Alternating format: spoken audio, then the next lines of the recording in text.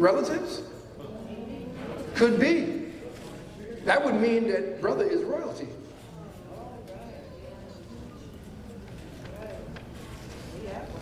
Sprang from a family-run political activist business, diligently organizing.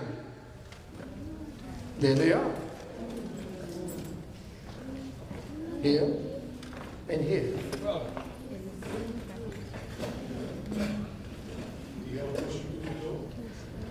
I want you to get to know this woman, Joan B. Newman, who changed her name to Joanne B. Newman, my daughter and my granddaughter. Hi.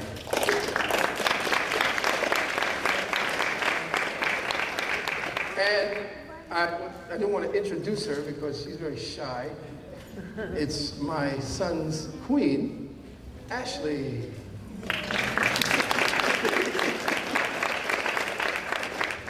Anyway, that's family. I want you to take a look at Fred, and then take a look at this Newman here that they say may very well be. And then take a look at the person they say is Ann Durham. And take a look at her. Now, here's some more forensics. These are all the pictures of who they say Stanley Ann Durham is. Check. All these just seem to be photo ops to me. I want you to take a look at the hairline and see that it ain't real. Yeah. Nope. They keep adding, it seems they keep adding hair to her. If you look very closely, you see the hairline ends here, and this is added on. Not even a weave, it's photoshopped in or something. All pictures of Barack Hussein Obama's mother have some kind of fitted, organized, what would be the word?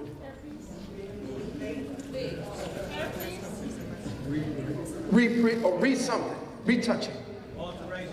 Alterations. You look at there around again, and then look at that chin.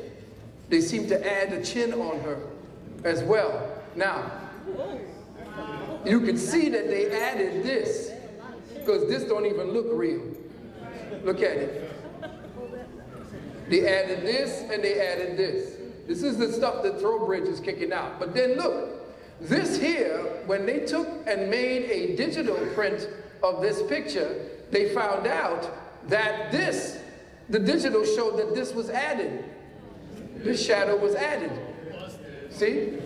Busted to show that, because they don't want to show Stanley as having short hair. Now, why wouldn't they want to show Stanley as having short hair? No, Stanley is not a man. Well, y'all something else, boy, I tell you. I just love this audience. Y'all can do Vegas real easy, boy, I tell you. Reason why I'm saying that is because somebody has been trying to cover their tracks. And they keep messing with her form. And notice that they added a tooth. All the teeth are white except this pink one here. Somebody laughed. And check the nose. They added this part right here. See that little piece right there hanging off there? That was added. Yeah, right there. You can see it here. If you can use your eyes, you can see this little piece was added right here. So they've been messing with her. Now here's the other part. They show you that Ann Durham, or Barry's mother, died. So Ann Durham moved back to Hawaii to live near her widowed mother and died in 1995, November 27, 22 days after, this is her mother. Following the memorial service at the University of Hawaii, Obama and his sister spread their mother's ashes in the Pacific Ocean at Lanai Lookout in the south side of Oahu. Obama scattered the ashes of his grandmother, Madeline Durham, in the same spot on December 23, 2008, weeks after his election to the presidency. Now, pay very close attention to what's to come. Listen carefully. I was sitting in the first row when Malcolm came out. The stand had been turned over to him by the introductory speaker. Look at her. He raised his hand in the Muslim greeting, Salam Alaikum, like this, his right hand. Who is that? At that point, rumbling broke out behind us, and everybody in the place naturally turned around to look. You understand that the situation was tense because of the bombing of Malcolm's house and so forth. And everybody jumped up to look, and of course, I remember a chair had been knocked over back there. Who's this? And I saw two guys like looking at the floor. He's talking to her in her ear constantly. My next impression was I turned around to look at Malcolm, and I remember him saying, "Stay calm, stay cool." And I remember hearing over my right shoulder the gunfire. And then Malcolm's hand was up like that. Look, Still in the look greeting, closely and still exhorting everybody to stay calm, when he fell backwards in a dead faint. He just slumped. okay. Did you all get that? Okay. Who was that young girl whose face was completely devastated? And how is it that this one little white girl was over the shoulder being shielded? Who is she? Well, let's find out, because they found out.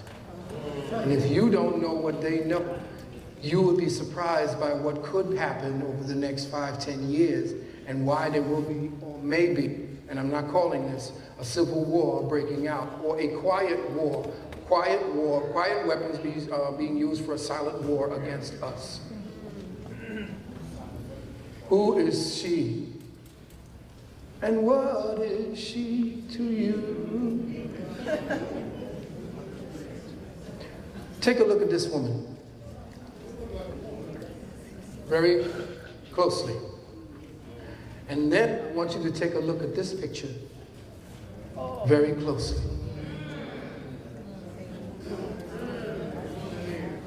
Look very closely. Notice the hairline and the ear. Look at it. Look very closely. Look very closely at the hairline. Because you know I like to look at stuff like that. This thing's gonna kill me. Look at the hairline. Look at the widow's peak. Now you know, when my mother was alive, she had different types of hairstyles. But when she put one style, again, it was the same style. You know, women have a kind of thing where it's, oh, this looks cute. I'm going back there because I look cute. So they keep a pattern. They like to visit what's cute and revisit it. So here in 1960, 3, 4, is a woman who just can't seem to not do her thing where she knows she's look cute. Here she is again. Cute, widow's peak. And here she is again.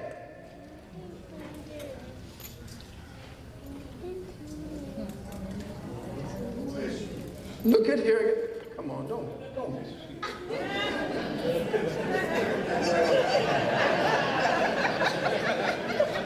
It's about, you know, easing into it. You don't jam it in.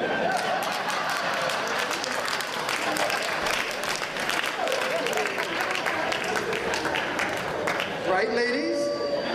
See, you ain't going home tonight with nobody.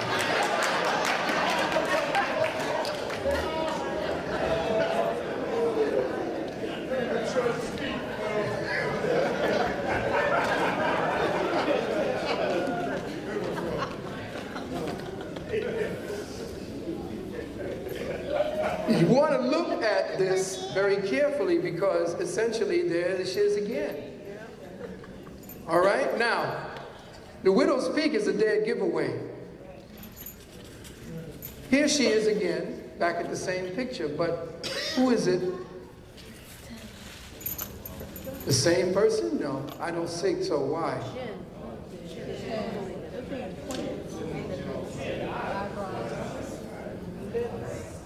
It looks the same somewhere because of the eye lobe right here. But then Stanley Ann Durham, is that her? Stanley Ann Durham?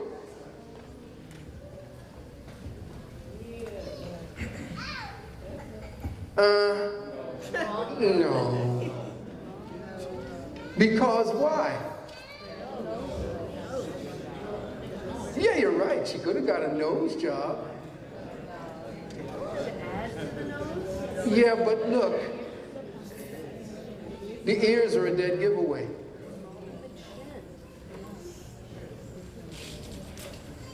Huh.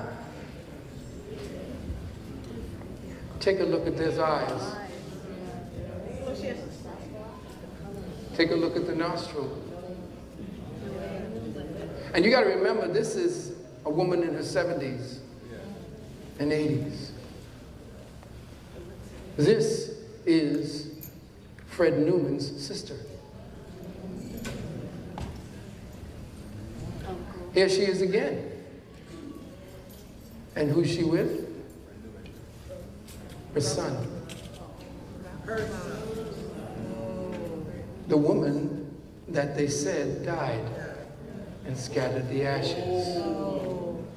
Why? Because they wanted to get rid of them snooping to find out who she was and who Obama really is. But word has come that they said she died of cervical cancer. She now may have cervical cancer. And so he says, fuck y'all, I'm going to be with my mama. I'm going to be with mama. And she's going to be with me. And perhaps she's going through some very heavy things where she's going to die. And he can't keep her hidden for long. And he's in his second term, so fuck y'all. I'm going to be with my mama. So you see him there with her. Nobody was able to explain who this woman was in the press box with the president. You know there would always be some kind of word, always, she won the lottery or something. No. She just was quietly sitting watching the Syracuse game with her son. Period. There he is again. And he said, to hell with all of y'all. And, where are you? But things have become very heavy on the brother. Things have become so heavy that I think that because his mentor, who would be giving him instructions and information about what to do next, he's dead. You'll notice that he's not assured. You'll notice that he doesn't have the same kind of verve or intensity. He is kind of resolved in his way. He's tired. What he thought would have been the great experiment to actually overthrow and do what he did, he finds he is nothing more than a pawn. He may have helped by trying to institute and change things in accordance with his masters, but he has been used. He was used from a child, trained to lead, put into office, to do things to change it from political democracy to a social democracy, but then it has changed. He is now an instrument of the very people that he thought he could bring down. So now what do we have? Technically, World War III has officially begun. The very war that you heard that was supposed to have been started right after World War II, back in 1954, 53, that became the Korean War instead, it already started. How did it start? Well, World War III began when Israel nuked Syria 3 times. Let me say that again. You didn't hear me. Israel dropped 3 nuclear-sized weapons on Syria. The shit has literally hit the fan. Over 196,000 people were killed. You didn't hear that in the news, did you? Now, you see, we had some fun because I was bringing you through everything that everybody knew that you didn't know. And I did that because I'm not giving you anything that's new. I'm putting things that would not be available to you out there. If you want me to come back and do the decrypting the asymmetric algorithms of psycho-spiritual warfare, I have a huge lecture ready to do that. But I switched up to do this because we are close to having the same thing happen here. You have to remember that the #1 mission of those who are running the so-called Illuminati, because the Illuminati are also pawns for an even higher order, they essentially want to destroy what the United States has become. People who think freely for themselves, who do things for themselves, who don't care about authority, who would rather follow people who have their interests in mind.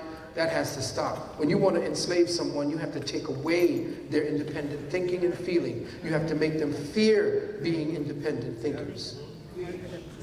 You have to make them think that independent thinking is tantamount to their own destruction, when essentially independent thinking is what moved America forward. Yes. The incursion of the feminist movement was a way of destroying creativity in America, and America has always been the central focal point of creativity for the entire planet. Once they took away the masculine creativity and the impetus that the masculine creativity recognized and represented in music, in industry, and everything, and undermined it by putting a generalized feminine managerial workforce in place to manage whatever it is that was already in place, what moved America forward and kept it at the leadership end of the world shut down. Because they were just managing stuff that was done last 2 decades ago. Jobs are dying because there's no innovation. Yes, right. Yeah. There's nothing to innovate. And all the crap Palm Pilots and all these things that you're seeing, that's like 50-year-old technology that the military been using. Yeah. What do you think the internet is? It's military. Yes. When you think little pocket pilots, military. They got so sophisticated now, they don't even need to talk through any kind of machinery. They can talk directly through what they call implanted telepathy.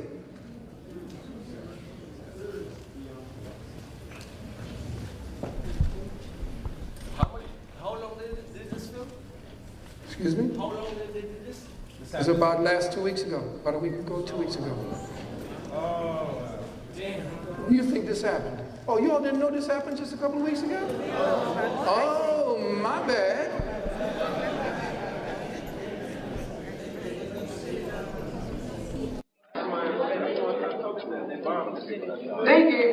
They were saying something about it being a blockbuster bomb and all that. So it was like a hundred people. No, it ain't. Yep. These are micro nukes. Yep. Wow. 196,000 people? They said, well, 3,000 people died in skirmishes? Yeah. No. That's like they dropping a nuke down here and killing 196 people and then reporting 6,000 people died. Yes. So, Philip, what did Syria have to do to strike them back? Syria, you will read, if you wait a little minute. Another one. Both of them ain't going home.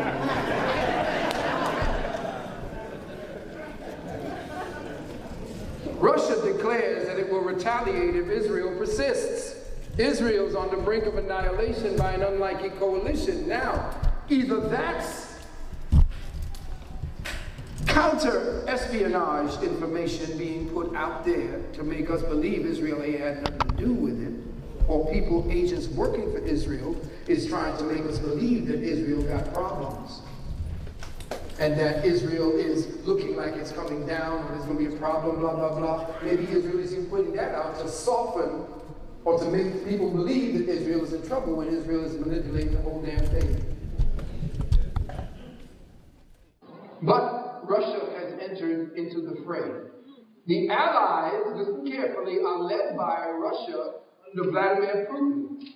Today's world struggle brings Russia to the forefront for the first time, openly at odds with her own Zionist masters. With Putin are aligned the following groups: President Obama, the Islamic Republic of Iran, Syria, Iraq, and Hezbollah. Now, how many times have you been hearing Hezbollah is all bad? Hezbollah kicked Israel's ass. Hezbollah kicked Israel's ass when they went into Jordan.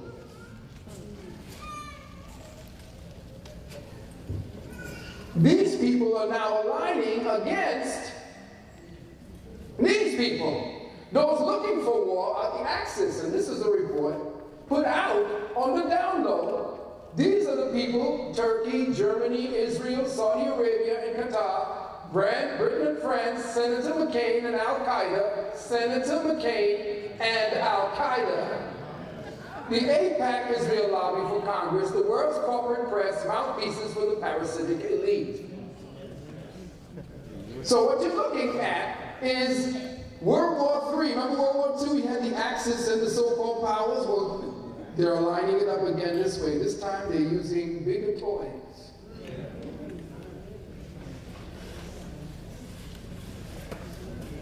According to Gordon Duff, this is the man who put out the report of Press TV, Israel bombs Syria and threatens Iran. Russia moves its warships into the Mediterranean and furnishes Syria with advanced anti-aircraft weapons. Hezbollah defends Syria against Al-Qaeda. Pro-Israel U.S. senators like John McCain joins forces with Al-Qaeda.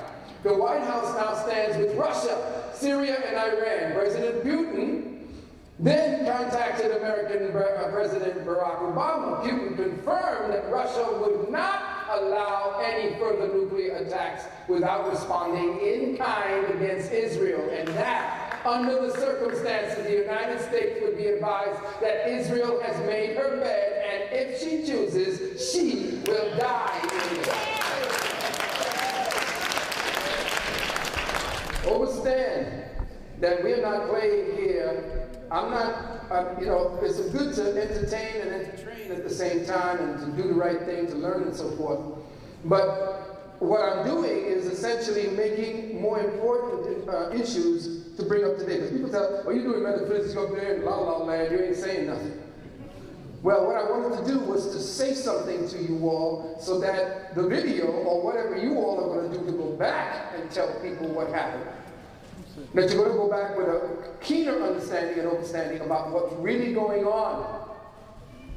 And that the trivial things that we have going on, what I said at the beginning about we Moors,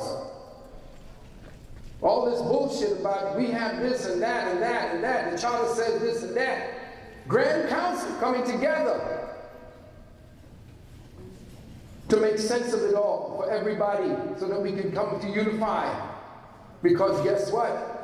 You're going to have to take a side one day, very soon.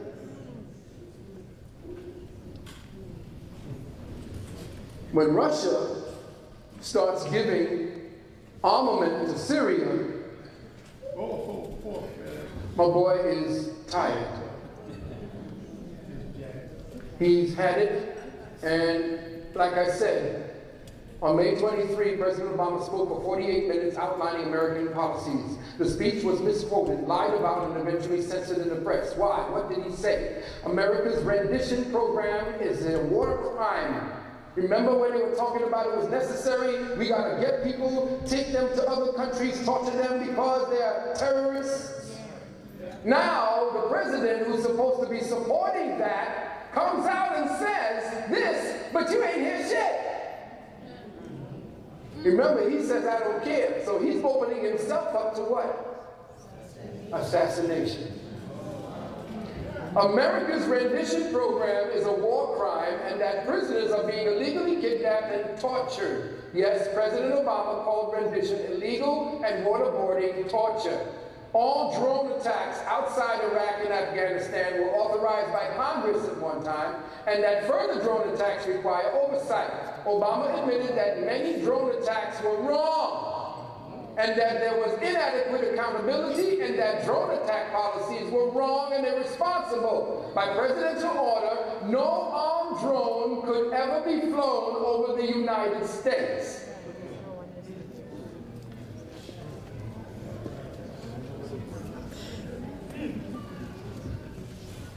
Because they were planning to.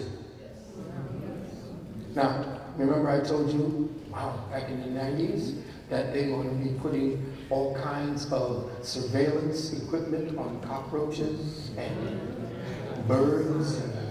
Yeah, y'all remember I said that. You said, that nigga crazy.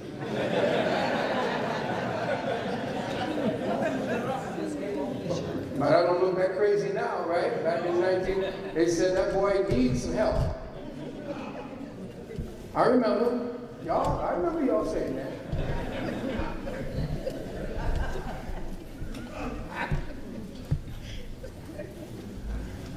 So now, what are we looking at, family?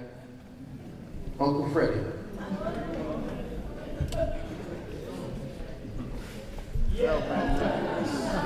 I wonder why this name, Uncle Freddie, became Alfredi Newman.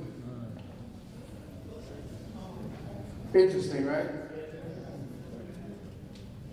But then, what's so funny about this? Absolutely nothing.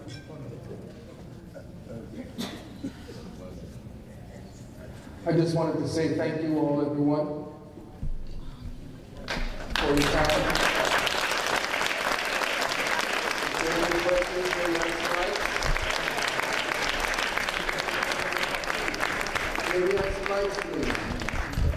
Hi. I can see your faces now.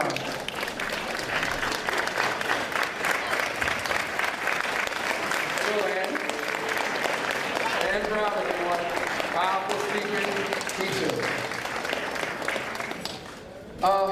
I can feel a few questions because I wanted to end early. That's why I went very quickly. So, yes, how are you, Sister Ann? Aminata, yes. How are you? I'm well, thank Thank you so much. I wanted to ask, what is the connection with the Bilderberg Group? Because I know that Obama is a member of that. Okay. Got a word? You should come up to the microphone. Which microphone did they come up to? 1, 2. Well, I'm not running around. No mic. Tired. Testing 1. Yes, brothers, testing. Please come over here. Well, the sister already asked a question. I asked it for her. The Bilderberger Group. If you have any questions, please come over to the microphone, and I'll be glad to answer. Got 2 sides. 2 sides. Ah, 2 sides. Very good. Bilderberger Group. Thank you very much. By the way, Brother Osiris Bey, my standby, bodyguard. 70 years you don't mess with him. He'll hurt you. But he's a nice guy. Big teddy bear. That hurts people. The Bilderberger Group is a think tank. And yes, they're all connected. But the Bilderberger Group is like down here, and the people who control are up here. There are just office managers who come together from around the world to get their instructions and then to go out and to disseminate policies on a world basis. So is Newman above the Bilderbergers? Newman was not above the Bilderbergers, though I believe that he worked within the Bilderbergers, probably infiltrated and knew what they were about. But I think that he was too smart, and I believe he had power, because when you have a man like Bloomberg giving you millions of dollars and going to you and asking you for help to get elected, then you have to see that Newman had some serious power. So Bilderberger, yes, but then that's like office boys. That was one side. Let me try this side now. And only the ladies have questions. Hello. Oh! No, I have to stop. I have to stop for a minute. I have to call out a brother who is one of my closest friends, my big brother. This brother is a master craftsman. He hates this word. He hates this word. He's going to tell me, my acting coach. He hates that word. But the brother has been co-starring and featured in such movies as One Flew Over the Cuckoo's Nest, Brubaker, Serpico. Brothers, sisters, I'm going to point him out. My brother Ezekiel, Nathan George, stand up, come on. Nathan, that's a beautiful brother. Action part about. Now y'all go home and go ahead and get these up on Netflix and go check him out in Yeah, I had to blow you up like that. Yes, sister. Hello, good evening. Good evening. My name is Sister Nazarene, and I would like to ask you a question about when you activate your mind and you begin to vibrate on a higher frequency, there are people that pop up in your house and try to erase your memory after implanting a certain chip inside of the brain which creates a worm. I would like to know if you know a little bit about that and about when you awaken and see what's truly happening here. Do they have something that can monitor your brainwave activities? Because I've experienced someone who has tried to erase my memory. Well, I told you that in the beginning that they are doing that. They have different types of technologies that can now scramble the electromagnetic wave patterns in your brain. And they can download in packets of thoughts that make you believe that you're thinking thoughts that belong to you, but you do not. One more quick question. Do we have the antidote for this? And also, do we have some means of some way of protection for the enlightened and coded children like me who can listen to these frequencies? Do we have some way of protecting us and some way of getting these implants out of us? Well, implants can only affect the organic body if they have organic foundations, and that's what they become, more sophisticated and organic. So they have organic-based implant technology that can make your body believe that the organic part of the implant is actually part of your body. Now, the way to do that is to go into meditation, and in that meditation, see your body from the inside out. Maybe you could take a picture of a body that has its nerves, its bones, and implant that in your mind as a healthy image of your body. And then anything that does not belong in the body, that is not what your idea of a pristine body is, will then begin to reveal itself to you. Thank you, brother. Good. Okay. Give thanks. Sister. Please. Thank you for your knowledge. How likely is it that after, or the result of World War III, will be Jewish empowerment to the extent that you describe it as with Gentiles, enslavement, and what can we do to protect ourselves from that? Your voice is so soft, I didn't hear it. How likely is it that the result of World War III will be Jewish empowerment to the extent that you explain it as? And what can we do to protect ourselves from Gentile enslavement? Oh, good question. Well, it has to do with organization. It has to do with coming together in coalitions, but not on television like Tavis Smiley, every Negro personality and cult of personality going up there telling everybody in the world what the hell they're going to do. When you are at war, you don't go out on television and tell the enemy, here's what I'm going to do. We do not have a dark matter think tank. We do not have people strategizing in the shadows. We do not have a stealth operative special forces of black people who are essentially working towards our betterment and our good. We do not have that. So for us to say, well, here's what we're going to do, or if I tell you what to do, how in the hell are you going to implement it when you do not have a network together to implement? You do not have power. They took all your power out of Harlem. Look at Harlem today. Harlem does not belong to you anymore. You can go to districts and so forth where you can tell who belongs to that particular district and that place, but you can't tell Harlem belongs to black folks anymore. There's a lot of us here, but we don't own a damn thing. We don't have political power. We don't have resources or monies. We don't have schools teaching our own children. Am I racist? No. I can't be racist. I'm just right. Yeah. You can't be racist if you have no power. I don't have the kind of socio-political power that can make me racist and tell a white man, you can't have a job. You can't live here. No.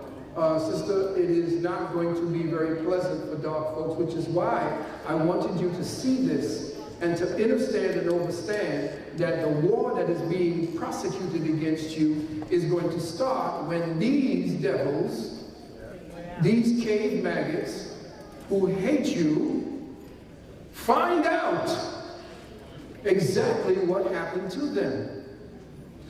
You are not going to have another black man doing any damn thing in this country for a very, very long time. And the only place you're going to see us in groups is on a damn basketball court. You're not going to see coalitions any place. And y'all going to love seeing your brothers running up and down the damn basketball court. Kobe! Did you see what LeBron did? Are you making LeBron's money? No, you're not. So why the hell are you so happy about him making a layup? Let me ask you that question again. Because your children goes out and does, and they say, LeBron! You are trapped in what I spoke to you about earlier. You all are locked down in the synchronicity. You don't have a mind of your own. You are caught up playing the game where they tell you to play the game. And the rules is what they structure for you to follow. And every time you follow the damn rules, you get happier. You have a giddiness when you act like them. You want to be like them. You crave to be like them. You damn fools. So no, we don't have a plan to get out of here. You don't have food sources, weapons, necessary people to come together to protect your community. You don't have any of that. So why ask me what to do?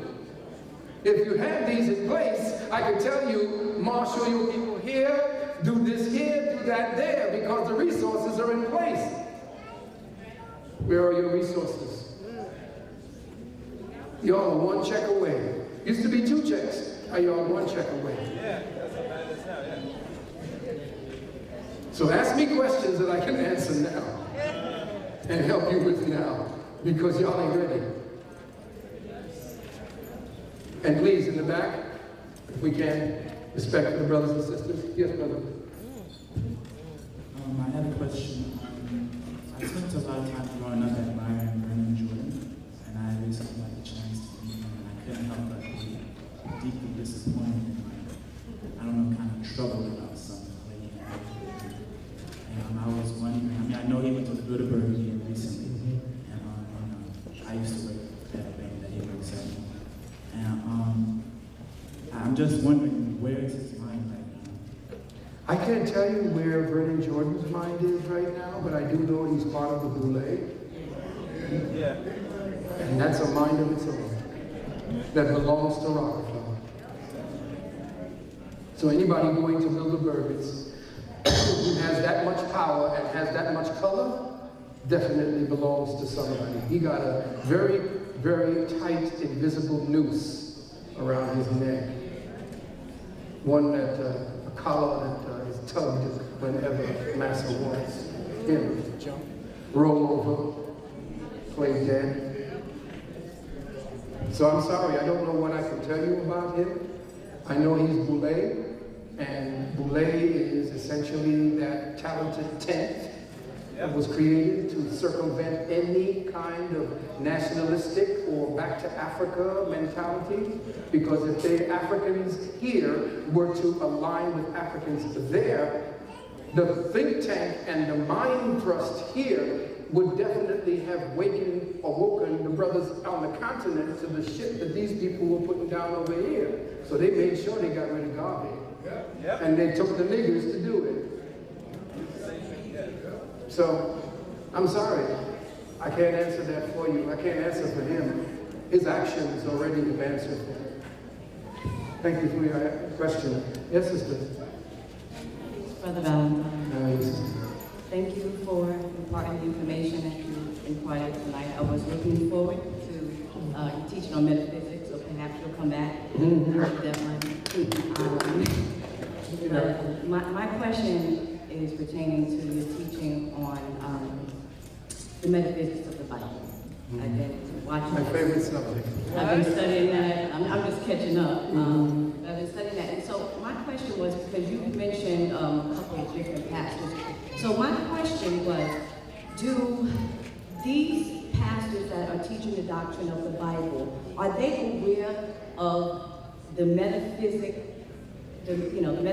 aspects of the Bible and still, preach and teach the word despite knowing that, as if these were actual people, or are they not aware? Well, I would think, beloved, that they are aware of it because of people like me. I have outrightly attacked them all across the country and told them that they were pulpit pimps from a very long time ago. I know that there was a California preacher when I went out and started charging Christianity for taking more money out of the community than the IRS. I charged Reverend Price and all of those other pulpit pimps way back before it became popular. And all of a sudden, the next preaching he did right after I left was on metaphysics. And I did it on the radio at the time. There was another brother named Brother Jamal in the Light Radio, and it was Stevie Wonder's radio station, and they hurried up and got him there. So yes, I think some of them are aware because now and then I hear them inculcate some metaphysics, but I know that they wouldn't dare inculcate the true metaphysics of the Bible because then that would put them out of work. They got to keep you believing that there is a God outside of you and that there is something that you are going to be beholding to that has a white man's face with a white beard. And that some white man was put up on a cross and there's Negroes over there crying and moaning and talking about Jesus coming to save them. I want us to look at black folks in this goddamn country now and tell me whether or not Jesus has come back. Yeah. Or if Jesus has really helped you to do a damn thing, collectively as a people. Except give you more misery and reason to go into all kinds of fainted tramps and give up your money. And then buy Creflo Pimpernel another damn airplane. It's interesting that you said that about Jesus, and you mentioned Dr. Price, because he actually, in his book, he goes as far as to tracing Jesus' lineage to, being of mixed ethnicity. Okay, so he's going with the Obama protocol, right? Yeah. Yes. So Jesus got the Obama protocol, so anything to keep himself on that throne. Yeah, listen, Christian insanity and that kind of ilk, I ain't got no time for. I'm sorry, sister. If you want us to deal with some deep metaphysics, let's get into the metaphysics. But to deal with these idiots on the what do you call it, talking about Jesus is going to help you, and he walked on the waters and all this here crap in 2013, you still pushing that crap? No. All Christians deserve to go to hell. Thank you.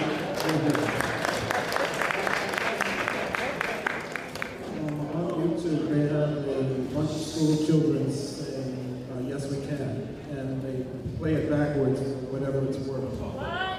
Do brain after you process like that? Yes, children do that. Babies talk backwards, you just don't hear it. Could it be used to hypnotize us? Or... Yes, you're talking about dealing with implanted programming and what they call it, backslanting, or what is that, back talking? Backmasking, I'm sorry, thank you very much. Backmasking. Yeah, babies talk backwards. They prove that. If you listen to the mumblings of little infants while they're trying to talk, record them and then run it backwards, you hear them saying your words. Wow. They speak in retrograde. And if you listen to babies speak, you will hear them saying what you have been teaching them, or when they're going, they're speaking backwards, and those are the ones speaking in tongues, not dumb fools. Thank you very much. Yes, brother.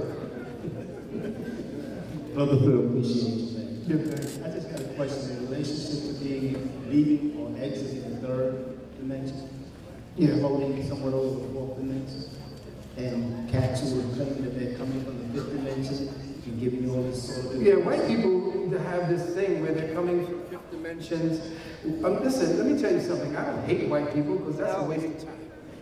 I'm part white too. Right. So what I'm telling you is that the ones, the Caucasoids, who are the blue-eyed, blonde-haired people in the higher echelon, not the lower echelon, the higher echelon, who believe that they are something different from the rest of the planet, are now finding out that they are different from the rest of the planet. And so therefore, the deeper they dig, the blacker the planet gets. Every time they dig for any kind of evidence of their existence, they keep going into Africa and saying, our ancestors. Wait a minute, hold on. Why is it that only white people can actually dig in Africa? Why is it that Nova and the Twistery Channel can give me black history through white people and telling me what black people have been doing? Why the hell can't I tell my own goddamn story?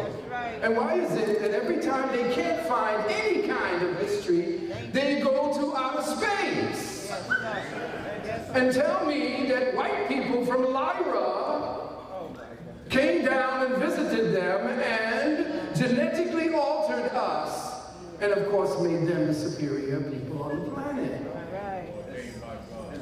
These people have nothing else to do, and when they have billions and trillions of dollars of resources, have access that we don't have, to be able to twist stories into any goddamn lie they want.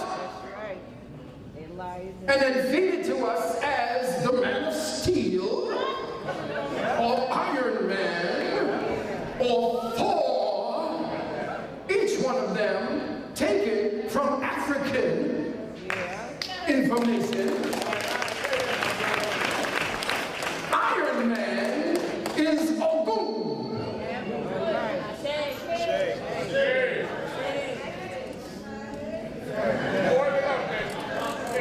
There ain't a damn thing. Even Zeus is an Ethiopian, goddamn it. But of course, Zeus is played by a white man. Everything on goddamn television is white. You turn the channel and everybody is paled out, and beauty is paled out, and then everybody is white, and there's one person at the picnic that's black, like we let them in the neighborhood. They think we're really stupid. With Obama in office, we don't have to complain anymore. You got a nigga in the presidency, why should you even want to be doing anything that we do? You can't do commercials, you can't look like us, you can't look like you have a decent home, you can't even be a fucking superhero. Every goddamn commercial is somebody white, but all the McDonald's commercials are black.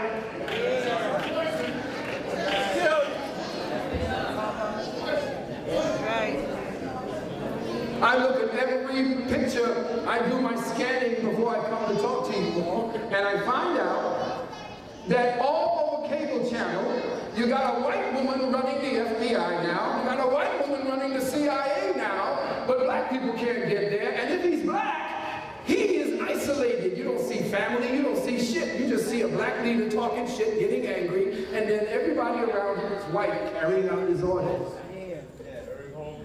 They really think we're stupid when they start making these programmings. And then we wonder, and they say, well, I don't understand. Why is it that the dog test, when the little child says, which is the good dog? Oh, the blonde one. Which is the bad dog? The black one. And in 2012, that's the same thing? Yeah. The dog test from the 50s is the same as the dog test in 21st century? Yeah. And white people say that we shouldn't hate, and that we should now love, and kumbaya, and all this here old happy horse shit. I'm not going for it when white folks tell me that I'm racist for pointing out how fucked up they are. Yeah.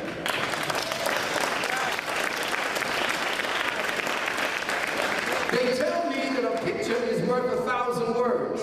If I see white people doing more shit than black people, then that's the picture that is going to be downloaded into me and my children. Exactly. So don't tell me that you're going into Africa, and can't find nobody black. Yes, sir. That's right. Can't find nobody black to actually tell their own story. That's right.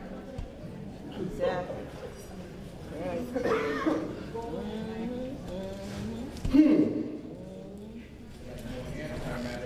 Big thick lips. Black, because ancient entity I've showed that the inside of there, the mummies and so forth were black. The original black people of Kemet were black. That's right. But of course, white people are saying, and that goddamn Iwas, what's his name? He's a Vatican plant. He can't find anybody black, so I'm in Tutankhamun black. You know him as Tutankhamun. But they never, ever put the name of God at the end. So they twisted it around. Know that, and it's so nefarious and it's so sickening to see that if you look at the cartoon channels, every fucking little cartoon is blonde, redhead, white. Yes.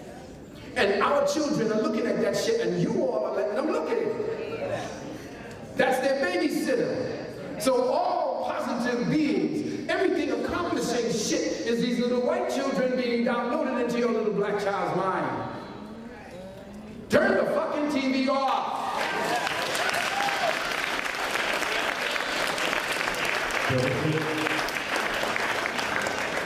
And play with your own children. You'll be surprised what kind of imagination that they have. Let them guide you. All right. Thank you. Thank you. Pardon me, go ahead. No more dimension questions. Sorry about that.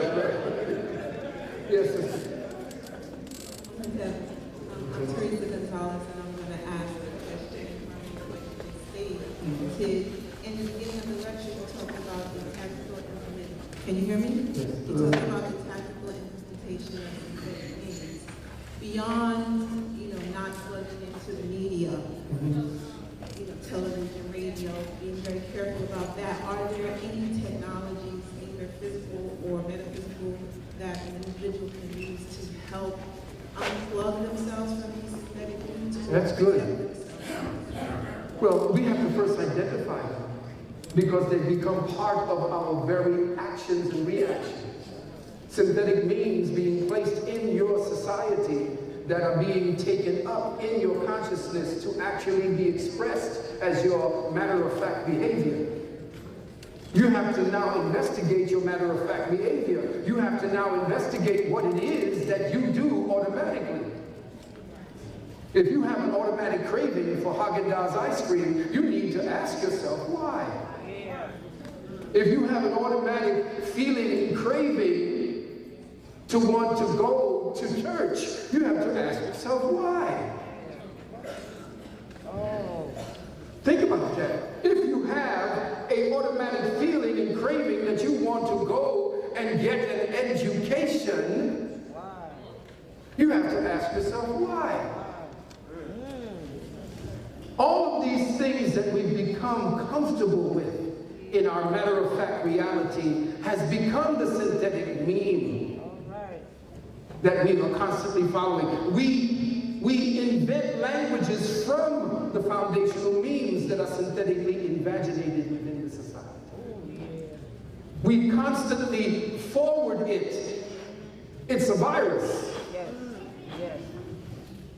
It's a way of using words and behaviorisms and the thing to do to infect the next person. The biggest propagator of synthetic memes is your television. And your children are being downloaded every day with Japanese characters that have blonde hair. That shit really fucks with me.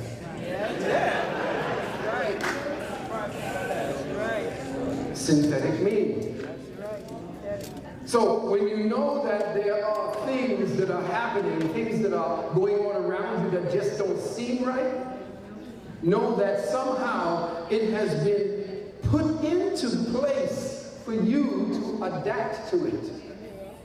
And that just like anything else that you adapt to, it becomes part of you. A canker sore grows over it and makes it part of your being. So meditation on everything that you want to choose to do and second guess your automatic reflexive reaction to your reality. That's what our school is about. The University of Computer Sciences teaches you to study the causal realm so that you can understand the effectual one. You do not have a language of the causal realm. In fact, everything that you have been given is to describe your surface reality. Your entire world is a description. You do not have a definition of it. There's a difference between a description of your world and a definition of it. We have been living on descriptions of ourselves, black, white, and they've been given to us. And we have propagated them just like any other disease. And in so doing, we now have tilled the soil for the plant and seeding of other means. It's a synchronicity. So, examine everything you do in your reality that is in response to the outer world. And know that it has been synthetically organized for you to react that way. Those who react counter to it are called crazy. But those are the ones who are acting sanely, because to act sane in an insane world means that you are insane. It is no measure, as one of my teachers said, Krishnamurti, it is no measure to say that you are sane in an insane world. You've adapted to this bullshit. You walk as if it's normal, and you feel normal inside of all of this shit.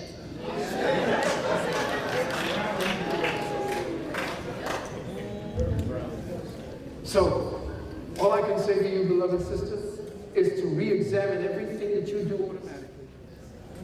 Re-examine everything that you react to and have been taught that you have to react to in a specific way. And then when you find out the insanity in it, you'll have found out where your insomnia and your amnesia lies. You can't sleep. You sleep, your true sleep. You haven't really had true sleep. Because all the memes have been turning in your head to make sure that your dreams match them. So, find out where you really are.